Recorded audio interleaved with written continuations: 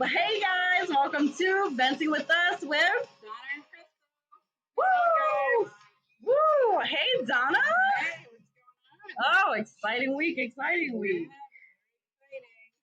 Oh, maybe it's a little loud. No?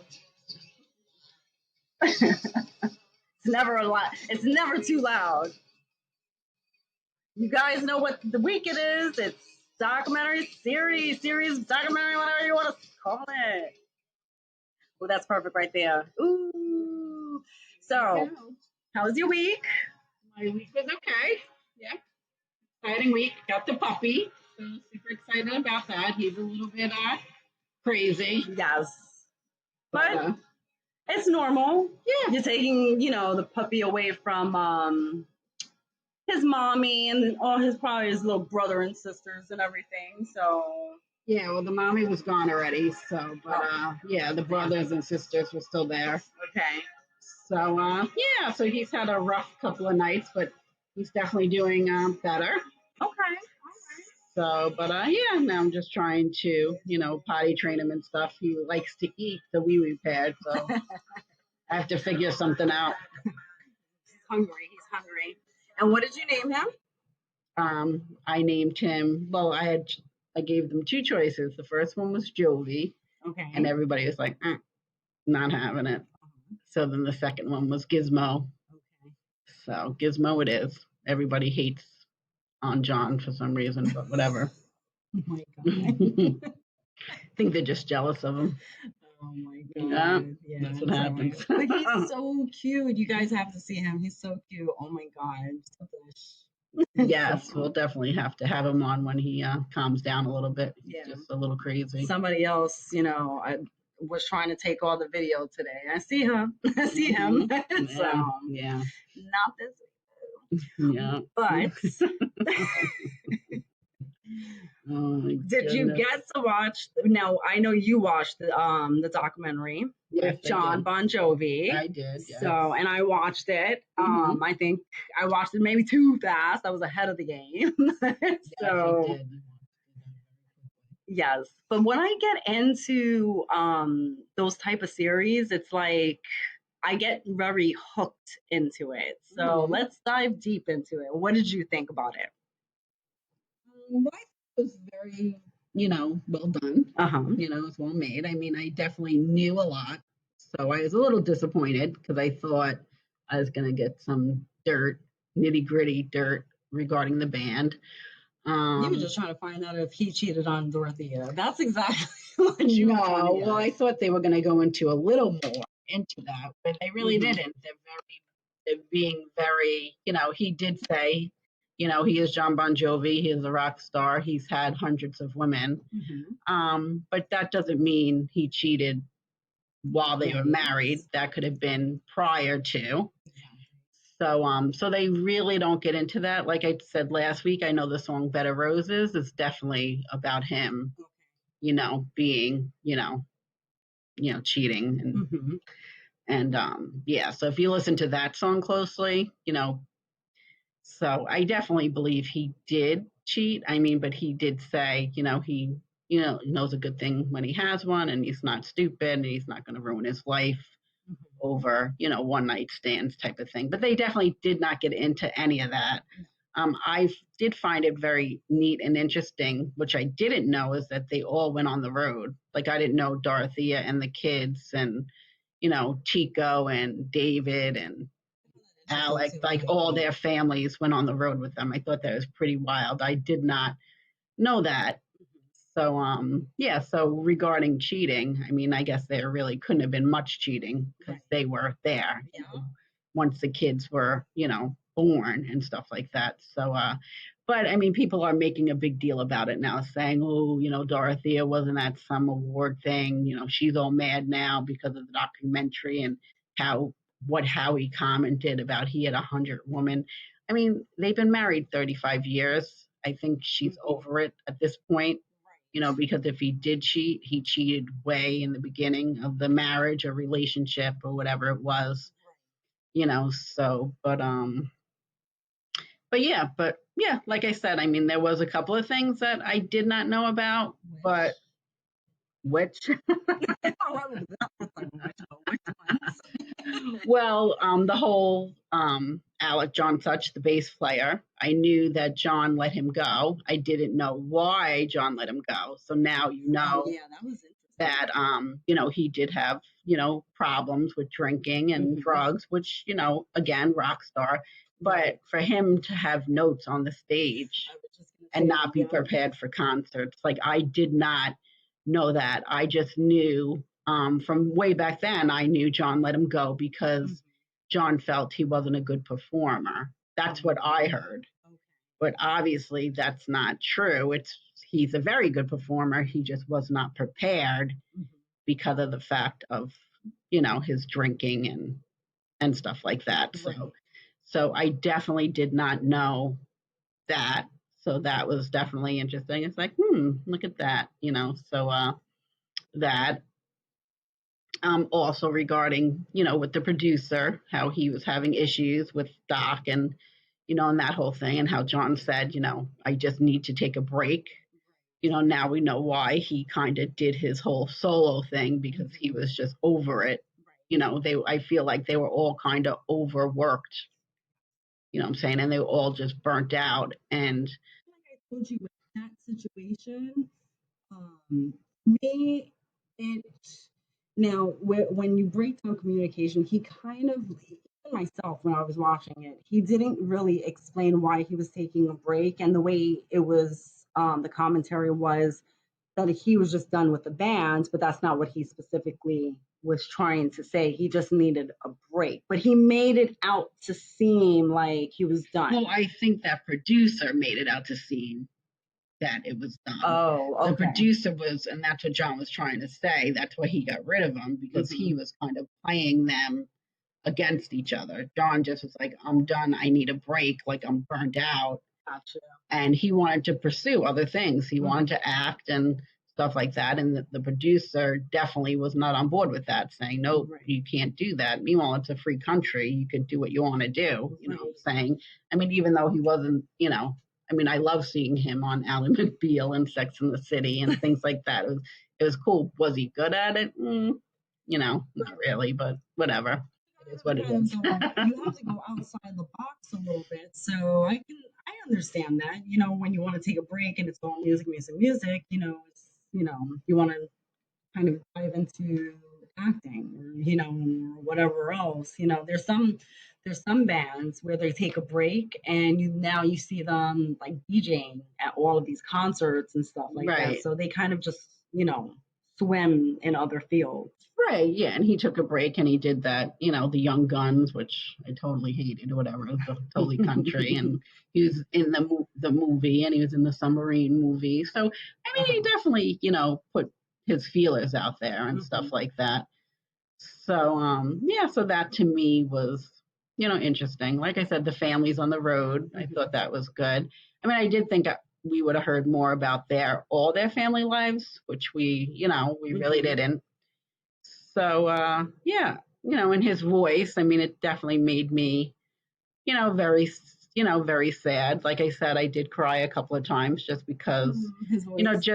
just because him talking to his brother and, his brother was like, are you going to be okay? And he's like, nope, this could be it. This could be my last performance. And at the end of it, where he said, and if my voice isn't up to par, thank you, good night. So that to me was sad too. Like, wow, I might never see him perform again. And I did like his acknowledging about he's not going to go out like a fat Elvis. Like at least he has pride. He's not doing this for money. He's saying he wants to put on a good quality show, and if he cannot do his best, he's going to hang his coat up on his terms. What I'm saying? So I do have a lot of respect for him, that way. So other than that, the whole Richie thing, like I said, I'm very happy that it finally all came out because there was so many John haters out there that said John just fired Richie and John's rude and John didn't appreciate Richie. So I'm just happy that whole thing, got cleared up.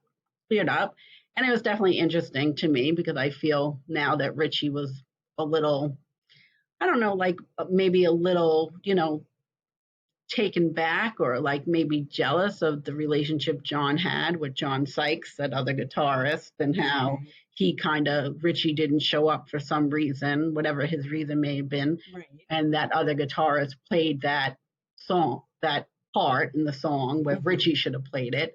So I think Richie's, pride got hurt, which is understandable. You're Richie, you're Richie Sambora, what I'm saying? It's John and Richie. Richie was a huge, huge part of Bon Jovi. And I mean, even in the documentary, I mean, John does say that, the band is different. It's definitely different without Richie, but he wasn't not gonna continue.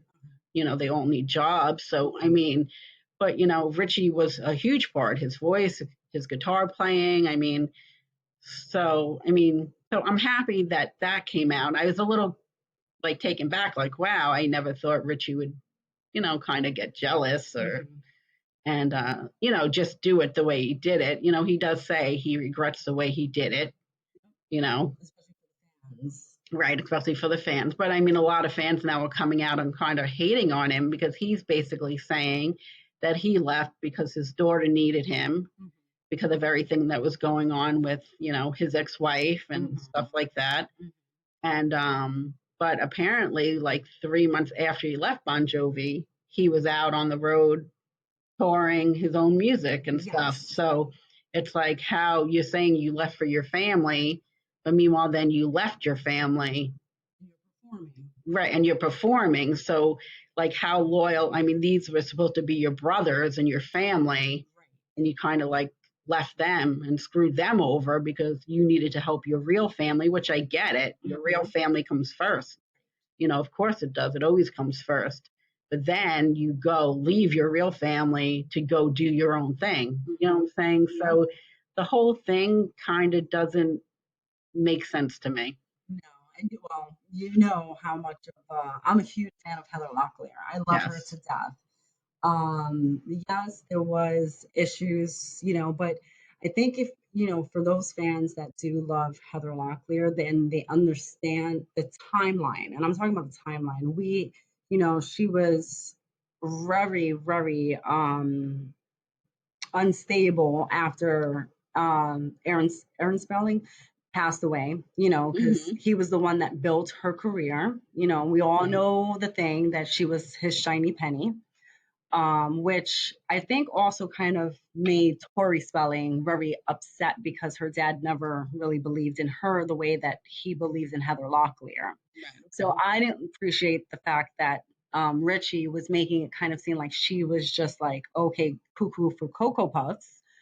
But that she had a mental breakdown, which she did. She did, and she, but there were things that led up to it. It wasn't like she just walked away and then you saw her doing other things like Richie, for example. Oh, no, I believe till today, I don't think she's 100% right. Oh, no, I think she still suffers from, depression and stuff like that, which mental illness is a serious issue. Yeah, it's a problem, So for him to say that, like make light of it, I guess you're saying. Yeah, because we don't know what that can trigger her down to a more spiral thing, but I didn't like that. And then, I did appreciate though that John said, listen, there's no animosity between us. There was no argument. We're performing tonight. He can get his guitar and we can, he could just get on stage and perform with us. I love that. And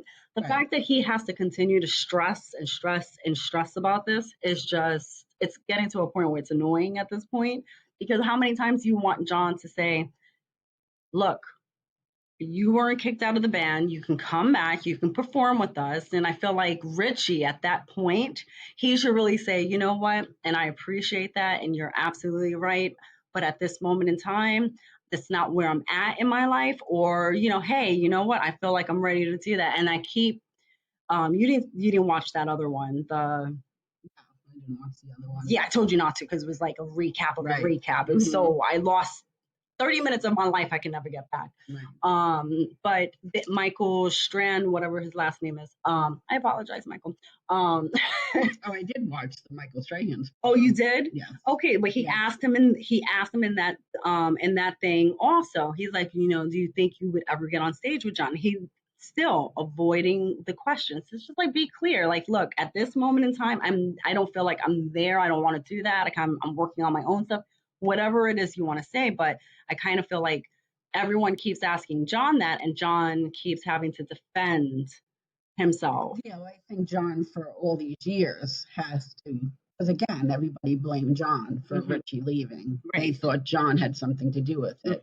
Meanwhile, John really didn't have anything to do with it. It was Richie and Richie's decision and Richie's life and, stuff like that. But Richie does say now with the 40 years that he would definitely come back and perform. Like, I don't know if he could put his ego aside. I don't know if he's going to perform with Phil X and you know what I'm saying? But Phil, it's not fair to Phil X. I mean, he's been in the band 10 years now. You're not going to say, hey, you need to move aside. Richie's, you know what I'm saying? So it's kind of like a sticky situation. It would be a little weird though, also because now Phil has now came in and made his own verses on the newer music. So now what is Richie going to play his stuff? Like it would, unless they just play the older stuff. Unless they play the older stuff, which is not the direction.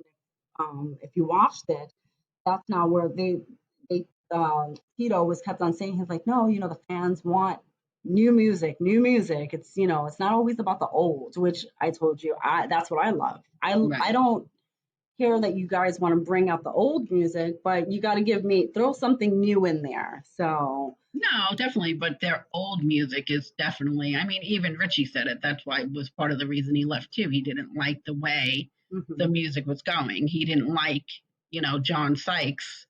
He didn't like his writing and his, putting his music in there. So it has like kind of a twang to it. Yeah. You know what I'm saying? So I definitely like the older stuff as well. I mean, yes, the new song's amazing. I'm sure the new album is going to be great too, but I mean, I definitely like that harder stuff that they did back in the day. And Richie did, say that, which makes sense because when you think about it, it's like, and a lot of the fans have been, talking about that, saying. Right. The one thing that I could appreciate, and this is where I was like, oh my God, it's me. Because there was a lot of comparisons of what John was saying. And, like every album every album you always feel like that's going to be the one that takes off.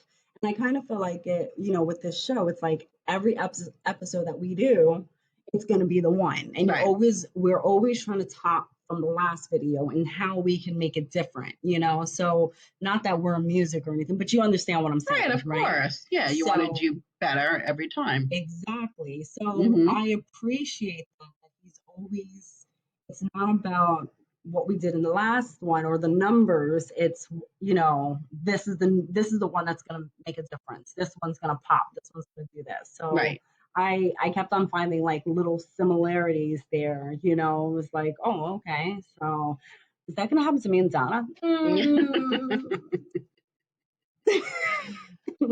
Or Donna and I proper English. Yeah, you just need a couple of good episodes. Like they had a couple of good songs. Yeah. Well, more than a couple, but whatever. Yeah. Well, we're not legendaries yet. No, we're not legendary. Well, sometimes when I listen to that song, I was like, I think I'm legendary. Yeah. And then you're like, I'm like, I'm so silly. Oh my God. But I did when I listened to it. It's like, the circle of friends. I was like, I'm legendary. Yes. Like the song, it's like that. It doesn't take much in life to be legendary. No, it doesn't. But what even their connection, because they're all friends and they've known each other for years. And I feel like, okay, there's another similarity there. Like, oh my God, okay, so Donna and I have been friends for, over 14 years now? It's like, okay, are we the new podcast? Oh my goodness. But let's just take it back a minute. I mean, how do you think you'd feel if you were, because as a parent, if you were David's parents, here your son is going to medical school to be a doctor. Mm-hmm. And then he comes home and says, you know what? I'm quitting medical school. I'm going for this. Um, I And we don't, remember his dad was a doctor. He was an right. ophthalmologist. So it's like, I don't know how I'd feel about it. I don't know how I would feel about that either. There have been so many instances in my life where I've watched, other people like, wow, I wish my parents would have just let me go and be, and do those Mm-hmm. things. And then you start thinking about it, it's like, damn, that was a little crazy. I don't know if I would do that with my kids. Right. Well, the old saying is, and even Dorothea said it. No, not Dorothea. John's mom said it. She's like, yeah, everybody says, these boys need to grow up and go Right, on, and that is the old saying. I mean, I know, how Frankie is in a band. right, So, and sometimes people say it to me, oh my God, when is he ever gonna, just grow up and stop playing in a band type of thing? But it's not, it's more about the music, and it's more right, about it's not about being young and being in a band. It's something that you love to do. And that's right. what people don't get. It's like you're not just in a band to be in a band. You're doing this because you love the music, so it has nothing to do with growing up. Mhm. What I'm saying? I just I, don't know as a parent if my kid was in medical school doing good and he came home and be like, oh, so guess what? I'm going to quit medical school and I'm going to join John's band. Like, really? could be. This is what I would say. But see, now this is older Crystal. Um, I have always wanted to be an actress. Right. Okay. Always, and you know this. Mm-hmm. I've always gone with my safety net and known, okay, so I'm gonna have to do this in order to get here. But I've always, and I still always dove into acting. Um, when you have that feeling and when it continues to come back every single time, it's your calling. It's Right. definitely your calling. So I would definitely say, I would, take that risk. But again, that's me, knowing what I know now, and it's kind of coming full circles for me right now in my life. And I'm saying to myself, shit, I wish I would have done this a little bit earlier, because I now what I know, I could have, maybe done it earlier and not be where I'm at now. So, but I think everything has its purpose in life. And I feel like if you stress about those things, then it doesn't come when it's supposed to. So maybe this was just my timing. And with Frankie, I Frankie, the band is amazing. They, Yes. they're really, really good, and I've seen many, many different types of bands like that, and they're not that great. So he's doing something right. And I know that people will comment, but let them. It's what he's doing. It makes him happy. He's not living on the streets. You're not supporting him. You both take care of each other. And I think as long as Frankie's happy, and the band is doing good, and he's not working for free, and he's on that level, I say continue to go, because you know what? Eventually, the only thing that I kept on saying in that series was, "Damn, Frankie, you got to write your own music now."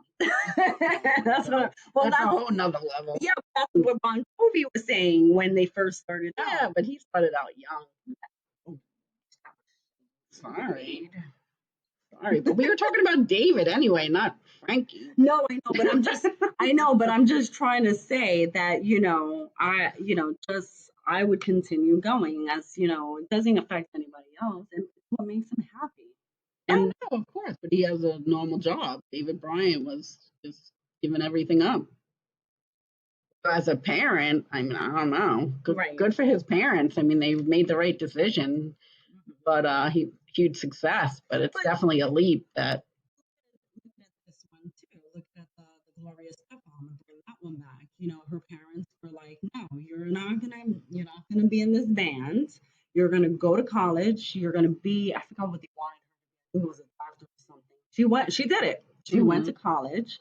She did everything that her parents said to her. And the day of the graduation, She went over to her mom. She handed her the diploma, and she's like, "Mommy, I did this for you, but now I need to do what is right for me. And music is what I want to do." So all that education went out the door, So, and how could her parents complain then? She still did what they wanted her Right. to, Yeah, she listened to them. Exactly. Right, absolutely. So I think you just know when you know. Mm-hmm. And, you got to really, it's hard to kind of support your kids and their dreams and everything, but I think as a parent, you just know. You look at your kids and you're like, you know what? No, that's what they're good and that's what they're gonna, or they're gonna be a flop. No. If you don't come home, Oh my goodness. just keep pushing. We got you. No, my kids are gonna be amazing, They great are. successes. Absolutely. Whatever they do, whatever they put their mind to, exactly. As long as they love doing it, Yep. I always tell them it's not about the money. Yes, they need to support themselves. Well, they need to be happy doing it. That's the thing. And that's what I mean, you can make all the money in the world and hate it, and then you're miserable. So what's the point in that? So, but that is true. So that is that. Yep. But that's what I felt. I thought it definitely was a well done documentary. I definitely wish there was a little more dirt in there because John, kept saying, "I got a story to tell." Well, Right. You could have made it a little more juicy, John. But yeah, really. The biggest tease, like, wow. Commercial break. It was like, what? And then it was nothing. It was, come on. So thank goodness Cliffy had Hulu. That's all I have to say. He was so cute. He's like, "I got you, Mom. I got you." We love Cliffy so much.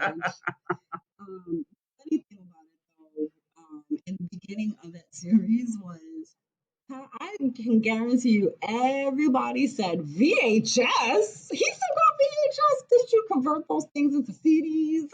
I couldn't believe the first thing I thought of was Frankie because he saves everything. I'm like, wow. I mean, he has his first concert, his first recording, that song that he wrote for a movie with Robin Williams. I was like, wow. It was I mean, he's crazy. A little hoarder, John. Yes, he is.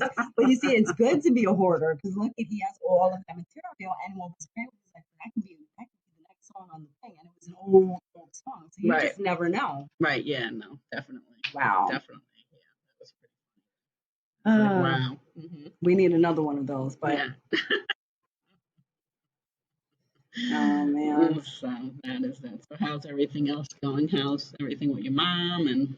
We're still going there. So, but I do want to get to this other documentary today, Making a Murderer, which is on Netflix. It's an old documentary from 2018. This is a fucked up case, guys. This is like not even right. So let me explain to you who this was. It's about always something. I'm just looking out the window. Yeah. It's about Steve Avery, who was exonerated after spending 2 decades in prison for a crime that he did not commit, and filed a lawsuit against the county of Wisconsin and several individuals that were police officers. Shortly after, he was then convicted for another crime and was put behind bars involving Teresa Hellback, who was a photographer. She was last seen on Stephen's property where she was photographing vehicles. All those traders that you see that they sell the cars. She used to take photos for that. Right. Okay. And unfortunately, his nephew Brendan Daffy were tried and convicted for that crime. So, but if you watch this, it's crazy because you can see that there's so many holes that they could have investigated and found out who this killer was. And I honestly, I don't believe that Stephen did it. I don't believe it. Okay. I don't know. I know you haven't seen it. It's just, it was. Yeah, I'm not a big documentary. I am. It took a lot for me to watch Bon Jovi. Really? Oh my God. No. Yeah, it took a lot. But it's just crazy because, you have And I can understand why these why the cops would protect each other, but I kind of go into it where, you go into a field because you love it so much. Mm-hmm. And, you know, if you know someone's not doing the right thing, you should definitely speak up, and, Right, of course. and Like anything. exactly. And I understand this is a police officer, but at the same time, it's like we do have corrupt cops out there. What I don't understand is that now we're living in a world, it's 2024, where you hear it often where, like, for instance, his sister, Barbara, her husband, and his son, the stepson, they found material on the computer that he was looking at all of these dead bodies and like all this morbid stuff. As a parent, and this is a good question for you, let's say one of the kids, no, because it brings up a valid question. If you saw, okay, let's say your brother went to jail, okay, and the cops came and they were looking at his computer and they found well over 100 of you searching, not you, but your son searching at videos of dead people and how to mutilate them and all of this stuff. Wouldn't you question that, or would you be upset that the cops are looking into this? No, I would be like, oh my God, my son's a psycho. What do you mean?